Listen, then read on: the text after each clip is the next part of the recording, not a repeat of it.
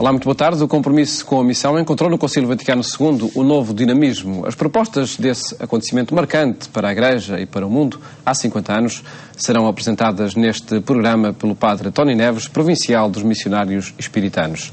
Antes, mostramos algumas notícias da vida da Igreja em Portugal e no mundo.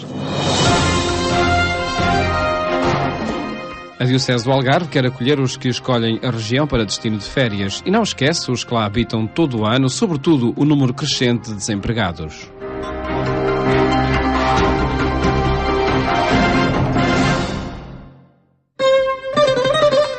O Algarve é uma das zonas do país com maiores índices de desemprego. Uma tendência que tarda em mudar e que muito preocupa as instituições sociais da Igreja local. Os pedidos de ajuda são cada vez mais e as ajudas escasseiam.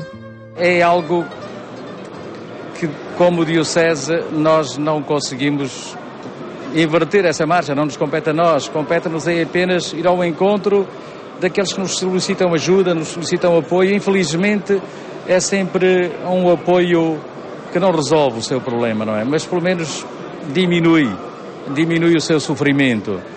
Mesmo que seja temporário, mesmo que seja momentâneo, e nós temos consciência disso, mas sentimos-nos incapazes de ir mais além do que isso, mesmo com a participação de toda a Diocese. Eu recordo que a renúncia às coisas mais destes últimos anos têm sido canalizadas para esse Fundo Social, que tem atendido muitas situações. Situações preocupantes de desemprego que, no verão, devido ao trabalho sazonal, tendem a sofrer uma pequena diminuição. É também no verão que os padres da Diocese têm trabalho redobrado. Muitos são os que chegam às igrejas locais nesta época do ano, tantos que os párocos locais não chegam para atender a todos os pedidos. De grande dimensão e com distâncias muito dispares entre paróquias, é com esforço que os sacerdotes da Diocese chegam a todos os locais. Um problema difícil de resolver, mas que passa por uma reorganização do clero. Não é fácil naquilo que diz respeito à reorganização do clero, porque cada padre, de facto, tem o seu modo de ser, de estar, a sua maneira de servir a Igreja e de servir aqueles que estão confiados, e nem sempre é fácil fazer convergir as diferentes características de cada um para um serviço comum.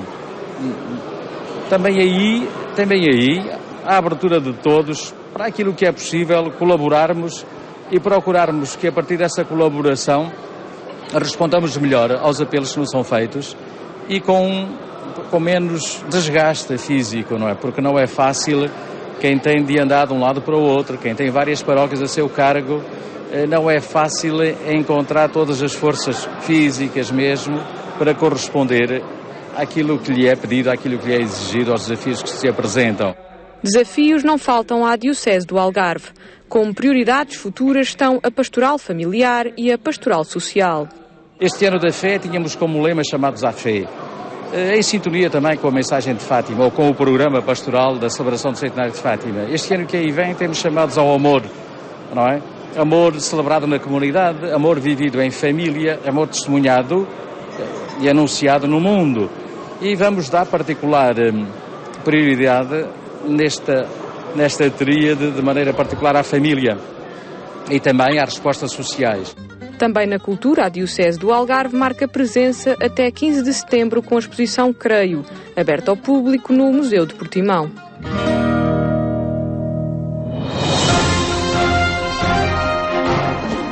Muitos portugueses decidem deixar as suas terras e emigrar. Nos locais de destino encontram muitas missões católicas e sacerdotes que acolhem os concidadãos à procura de melhores condições de vida.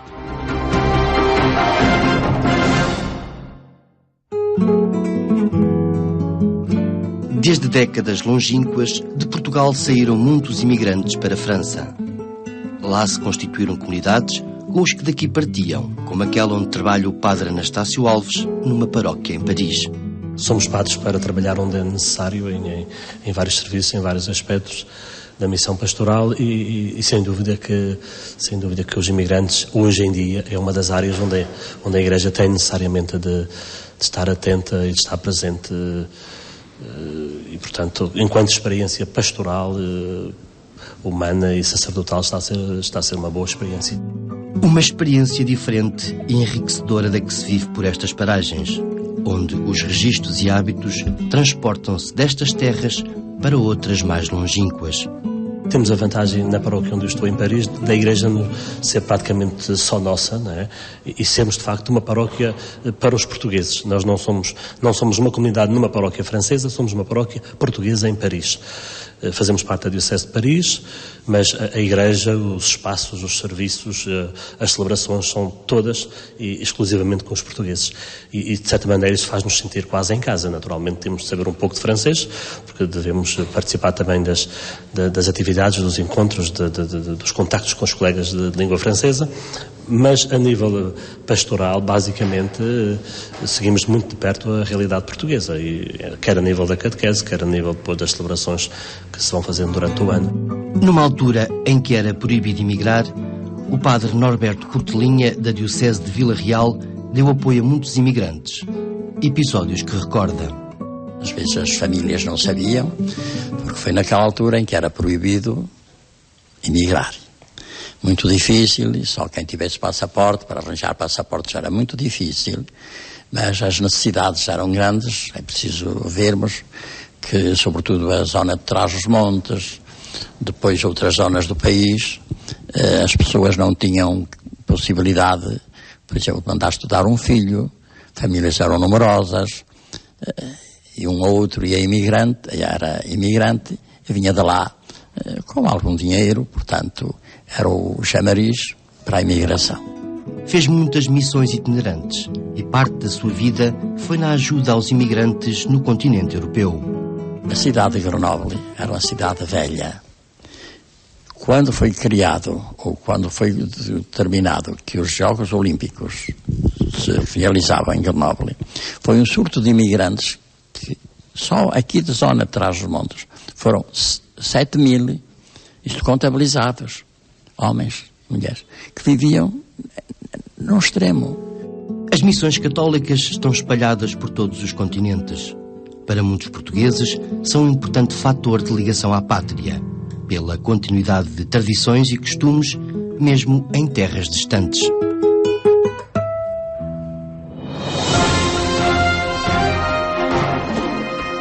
Está perto a Jornada Mundial da Juventude, que se prepara para acolher o Papa Francisco. A organização do encontro mostrou o local onde ficará alojado.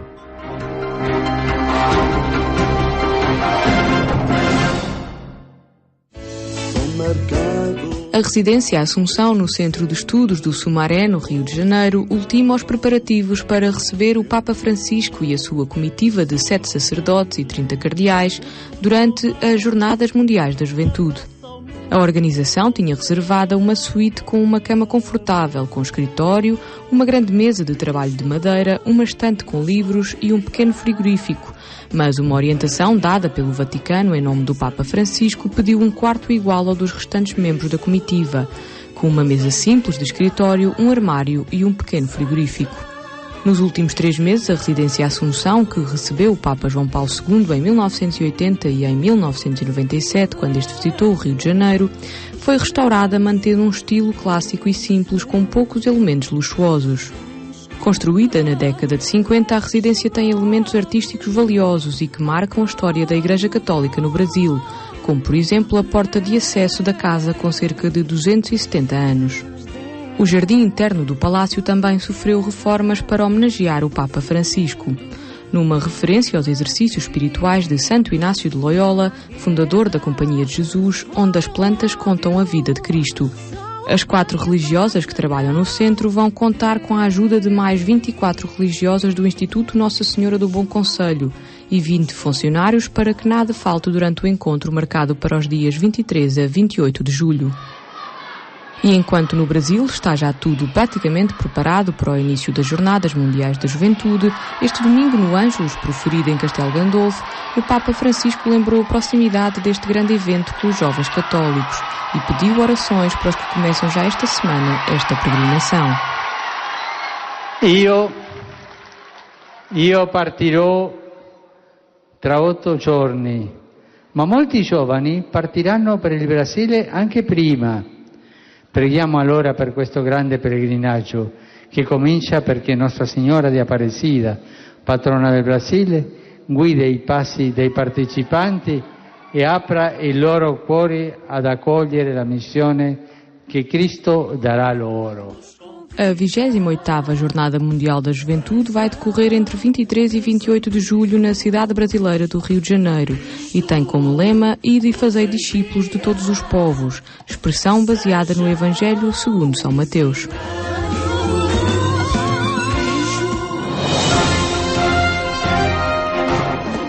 Muitos portugueses já estão no Rio de Janeiro para a Jornada Mundial da Juventude.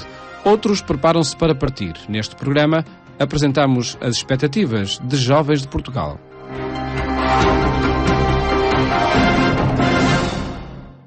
Sou marcado desde sempre com o sinal do Redentor.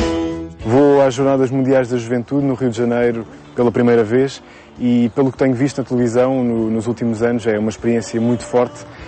E acredito que para mim, obviamente, que também vai ser, porque vou estar junto de milhares de jovens que partilham a mesma fé comigo, e sei também que o Papa Francisco ele vai completamente encostar-nos à parede com a sua mensagem, que é tão importante nos dias de hoje, jovens, precisarmos de uma mensagem forte para podermos caminhar.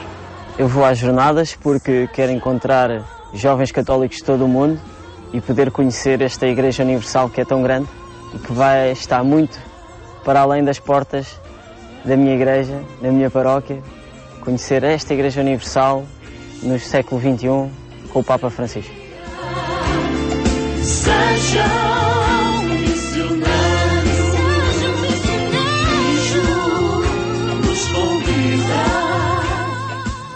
Em agência.eclésia.pt, o portal de informação da Igreja Católica em Portugal, encontra outras notícias da atualidade religiosa.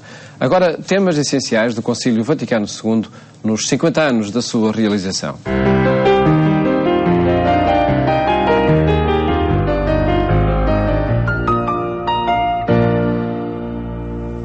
E é nosso convidado o Padre Tony Neves. Muito boa tarde, obrigado por estar neste programa provincial dos missionários espiritanos, com quem temos estado a falar nesta semana sobre o que diz o Concílio Vaticano II acerca da missão. E perguntava-lhe, Padre Tony Neves, o que diz de facto, o que dizem os documentos do Concílio Vaticano II acerca do diálogo interreligioso, intercultural, que o missionário acredito que deve levar por diante nas várias frentes da missão. Pois, o Concílio Vaticano II, praticamente em todos os documentos, acaba de uma forma transversal por falar destes temas, mas tem um decreto completo todo sobre o ecumenismo, tem um outro sobre o diálogo interreligioso e tem um outro sobre a liberdade religiosa. Portanto, há 3 documentos que falam expressamente destas 3 dimensões, mas depois a verdade é que estas dimensões acabam por passar por todo lado, como não podia deixar de ser, porque são questões transversais. Fazem parte do tal diálogo Igreja-Sociedade, Igreja-Pessoa Humana. E não podemos passar ao lado disso, porque a Igreja é uma comunidade que vive com outras comunidades. Portanto, nós partilhamos o mesmo espaço e o mesmo tempo de muitas outras comunidades, umas que têm também matriz religiosa, como a Igreja, outras que não têm outro tipo de matrizes, mas a sociedade é composta por uma multiplicidade de comunidades que têm que interagir, que têm que dialogar, que têm que ajudar a construir um mundo humano, fraterno, de mãos dadas, de mãos juntas. E por isso era absolutamente decisivo que se fizesse, no quadro de um concílio, uma reflexão também sobre estes temas. Essa reflexão foi feita, é uma reflexão muito profunda e que marcou uma viragem muito interessante nas relações entre a Igreja e o resto do mundo, entre a Igreja e as outras comunidades. Portanto, aí esse nível acho que foi muito importante. E o missionário está num ponto central onde acontece essa relação, onde tem de acontecer esse diálogo? Está, porque o missionário, saindo da sua terra e indo para outra terra, já vai com uma enorme disponibilidade para dialogar, porque vai encontrar um outro povo, uma outra cultura, às vezes línguas diferentes, e na maioria dos casos vai encontrar também expressões religiosas que são diferentes das suas terras de origem. Também é preciso ver que, na altura em que o concílio acontece, nos anos 60, praticamente a Igreja instituída, assim com alguma força, era a Igreja Europeia e norte-americana. Todas as outras igrejas eram igrejas que estavam ainda a dar os seus primeiros passos.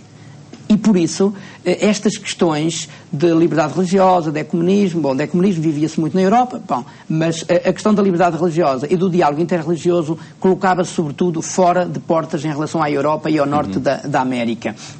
Daí que as pessoas que faziam essa experiência de uma forma mais radical e se calhar de uma forma mais consistente, uma forma mais estudada, eram os missionários e as missionárias que saíam da Europa ou dos Estados Unidos e iam para a África ou para a Ásia, sobretudo esses dois países onde a diversidade religiosa é enorme e onde as questões da liberdade religiosa eram questões muito, muito complicadas. Ainda hoje sabemos que há muitos sítios onde há uma religião única, como há um partido único, e não há possibilidade de aparecer uma proposta religiosa diferente ou uma proposta política diferente. Nesses contextos, há um trabalho muito importante a fazer-se para que a liberdade religiosa seja reconhecida como um valor, como também a liberdade política seja igualmente reconhecida. Nós vemos estas problemáticas a partir de uma maioria, como há pouco dizia, a partir da maioria cristã, católica em muitos casos. Em todo caso, acredito que o missionário conjuga estes problemas quando é uma minoria. Em muitos países o cristianismo é uma minoria e tem de falar diante de uma maioria de outra confissão religiosa. Que ferramentas aí se utilizam para o diálogo, para essa relação intercultural e interreligiosa? O Concílio ajuda muito, porque explica como é que nós, enquanto católicos, nos devemos comportar diante dos outros. E a primeira atitude tem que ser sempre uma atitude de respeito. Portanto, não vamos arrogantes a dizer nós temos a verdade toda, vocês infelizmente estão no erro e por isso façam favor de mudar e de fazerem como nós. Portanto, não é isso que se pede. E uma outra dimensão que é fundamental é a dimensão da escuta. Nós não vamos logo no primeiro dia tecer grandes discursos sobre as nossas convicções e a nossa religião, porque nós é que estamos bem e vocês não estão. Não. O escutar, o respeitar, o partilhar vida, o ser capaz de fazer caminho com os outros é qualquer coisa que pode levar anos, pode levar dezenas ou centenas de anos, mas vai levar-nos a um ponto em que nós conseguimos reequacionar tudo, conseguimos cruzar os dados todos e conseguimos ter a humildade de perceber que se calhar há ideias e há posturas da nossa parte que não são as melhores, como também ajudaremos os outros a perceber que eles também têm ideias e posturas e comportamentos e compromissos que não são os melhores. E é neste caminho feito em conjunto, nesta tolerância enorme, neste respeito mútuo, que nós vamos ajudar a chegarmos todos ao ponto de compreendermos o que é que Deus quer de nós, qual é o projeto que Deus tem para nós e como é que conseguimos construir felicidade juntos. Esse terá que ser o grande objetivo e o Concílio Vaticano II aponta para aí. É essa a direção, de facto, que ele sugere. O encontrar as condições de dignidade de vida mínimas e essenciais para as populações são também um ponto de encontro entre diferentes religiões na frente da missão? São. Aliás, há, na caminhada ecuménica e de diálogo interreligioso e intercultural, há muitos pontos em que nós já estamos completamente de acordo. Por exemplo, em relação à dignidade das pessoas, ao direito que as pessoas têm a ter o seu pão de cada dia, a sua casa, a sua liberdade, e a esse nível nós já fazemos um diálogo ecuménico e interreligioso, intercultural muito prático, que tem a ver com um conjunto de valores com os quais estamos ou deveríamos estar todos de acordo. Prescindimos daquilo que é cultural, daquilo que tem a ver com as dogmáticas de cada religião, mas há um conjunto de valores que são património da humanidade. E é por aí que tudo começa.